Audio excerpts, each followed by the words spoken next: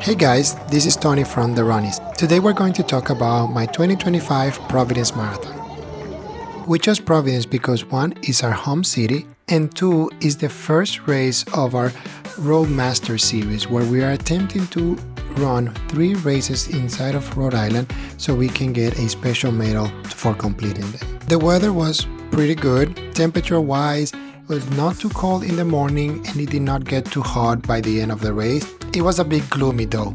I would have rather have a sunny day, but temperature wise it was not too bad. My personal goal for this race was to improve my time for the marathon, which I did in Newport last year. I was not even close to doing that, and different from Austin, I'm not sure why, because I think my training was overall pretty good. At least last time in Austin, I knew my training was not the best and I was expecting that I was not going to reach my goal.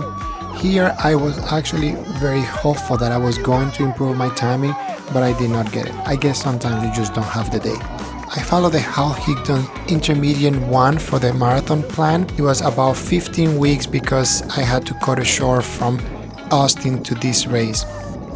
For my fueling strategy, I took 1 energy gel every 4 miles, intercalating a caffeinated with a non-caffeinated one. I did not use any nutrition for the aid stations. I was carrying my 16-ounce water bottle with a electrolyte tablet on it, and I replaced the electrolyte tablet as I was refilling the water bottle in the aid stations. My pre-race meal was, as usual, half a bagel, plain with cream cheese and banana. Pacing strategy. For the first time, I did not try to do a negative split and I just tried to keep a consistent pace all throughout the race.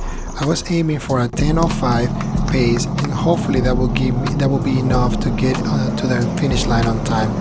But sadly, I was not able to keep that pace for all the race, and I went down, especially around mile 22 where I have to walk for a while. My immediate reaction was, one, as always, very glad to be done, very happy with myself, because no matter how many marathons you have done, it's always a struggle, or at least that has been my experience. I've always found that it's a struggle somewhere in the middle. So when you are done, you feel very glad that you are done and very proud of yourself.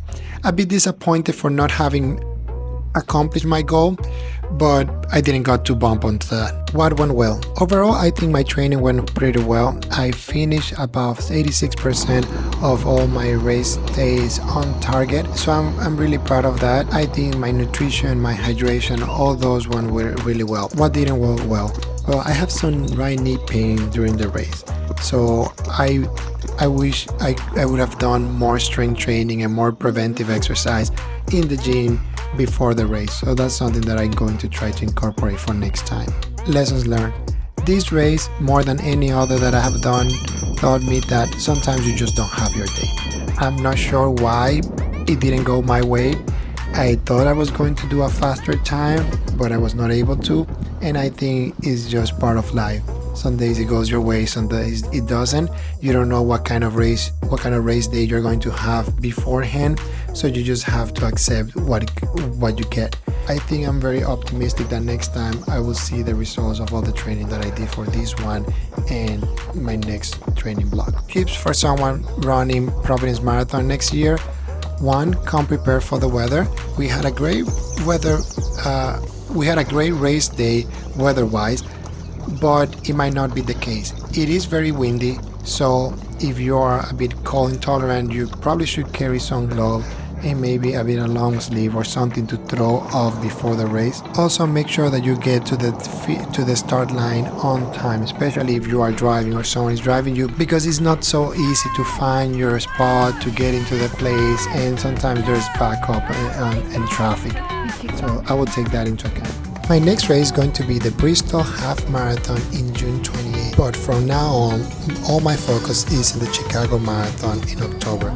I'm starting with a 5-week pace training, and then I'll be starting my dedicated training block for the Chicago Marathon that it will be about 18 weeks. In the meantime, I'll be running 2 half marathon, Bristol and Narragansett, just in preparation for the final race on the Chicago Marathon, October 12th. Thanks for watching our video. Please don't forget to like, subscribe, and comment below any custom ideas you have for our next races. The Run is out.